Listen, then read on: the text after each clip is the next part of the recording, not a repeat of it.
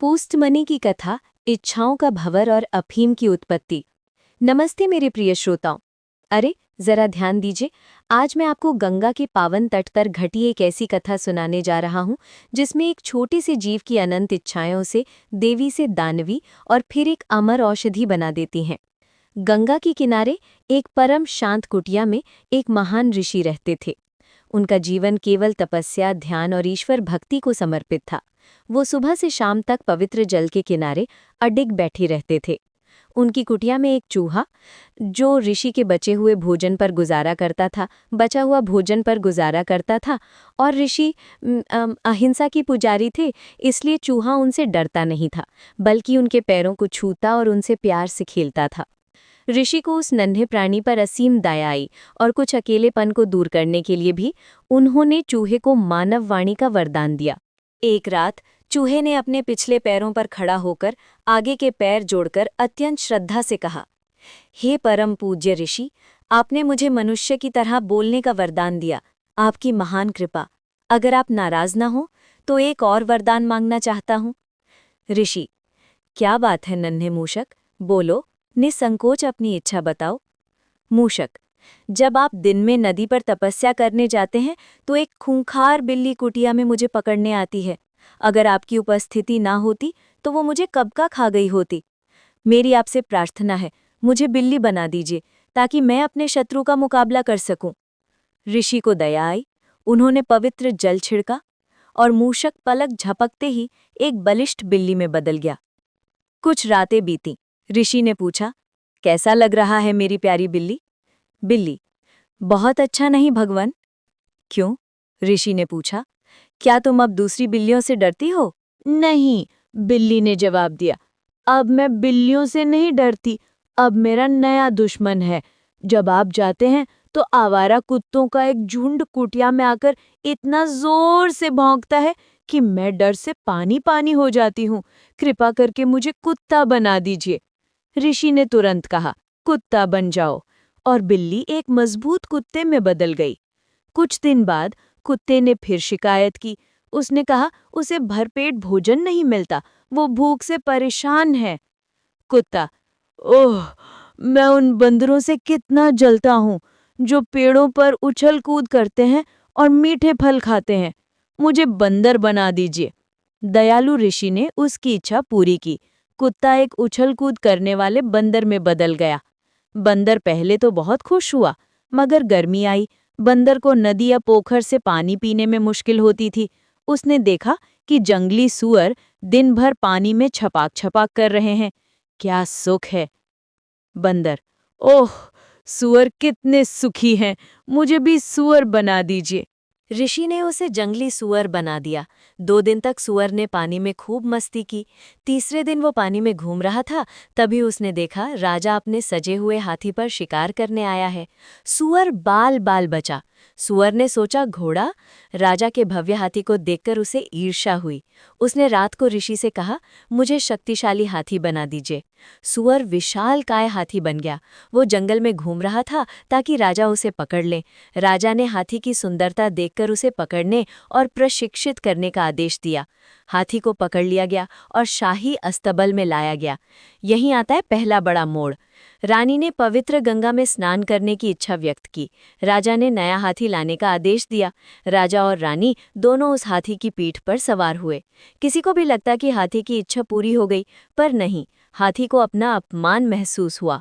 हाथी, मैं, इतना भव्य प्राणी, मेरी पीठ पर एक स्त्री सवारी करे? भले ही वो रानी हो, पर ये मेरा अपमान है। हाथी क्रोध में आकर इतनी जोर से उछला कि राजा और रानी धड़ाम से जमीन पर गिर गए। राजा ने तुरंत रानी को उठाया, उन्हें बाहों में लिया, पूछा कि उन्हें चोट तो नहीं लगी। अपने रुमाल से उनके कपड़े से धूल झाड़ी और प्यार से 100 बार चूमा। हाथी ने ये प्रेम दृश्य देखा और अचंभित रह गया। वो तेजी से जंगल की ओर भागा। हाथी, ओह, मुझे पता चला, रानी ही दुनिया में सबसे सुखी प्राणी है। राजा ने उन्हें कैसे उठाया, कैसे प्यार किया, मुझे भी रानी बनना है। हाथी भागता हुआ ऋषि की कुटिया पर पहुंचा और उनके चरणों में साष्टांग प्रणाम किया। ऋषि, क्यों, क्या हुआ? राजसी अस्तबल क्यों छोड़ दिया? हाथी, भगवान, आपने मुझे हाथी बनाकर केवल मेरा शरीर बढ़ाया, सुख नहीं। मैंने देख लिया, रानी ही सबसे सुखी है। कृपया मुझे रानी बना दीजिए।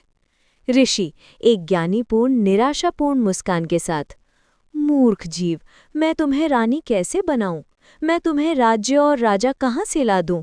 मैं बस इतना कर सकता हूँ कि तुम्हें अत्यंत सुंदर युवती बना दूं, जिसे देखकर बड़े से बड़ा राजकुमार मोहित हो जाए। हाथी तुरंत सहमत हो गया।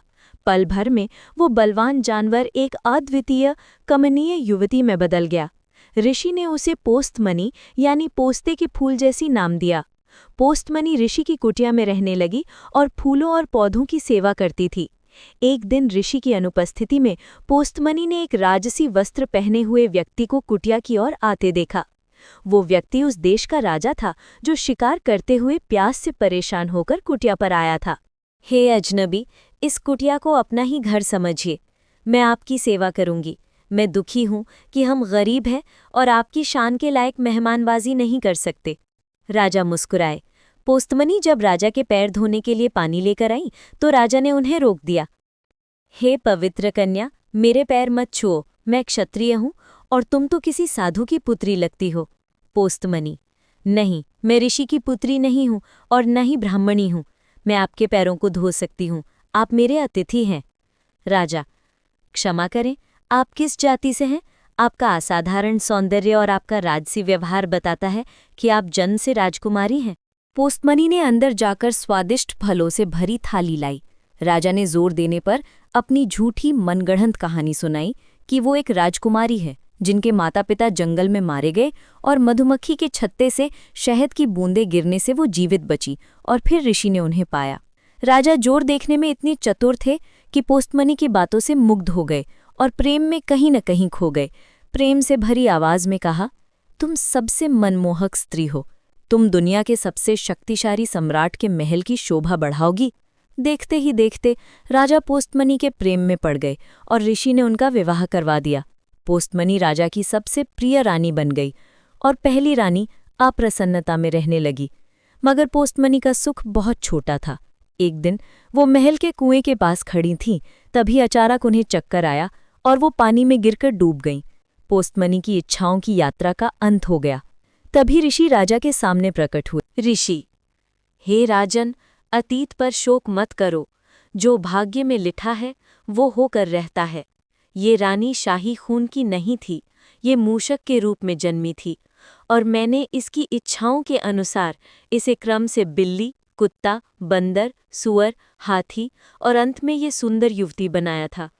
चूंकि इसकी इच्छाओं की श्रृंखला कभी समाप्त नहीं हुई, इसलिए इसे इस रूप में भी अधिक सुख नहीं मिला। अब ये चली गई है।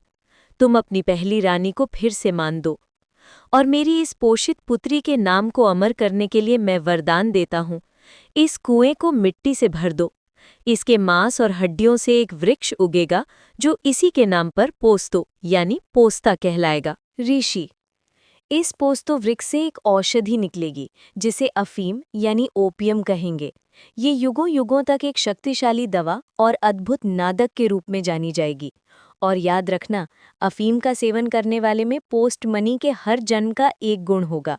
वो चूहे की तरह शरारती होगा, बिल्ली की तरह दूध का शौकीन होगा, कुत्ते की तरह झगड़ालू होगा, बंदर की तरह गंदा रहेगा, सुअर की तरह जंगली होगा और रानी की तरह अभिमानी होगा। प्रिय दोस्तों, अंत तक साथ रहने के लिए धन्यवाद।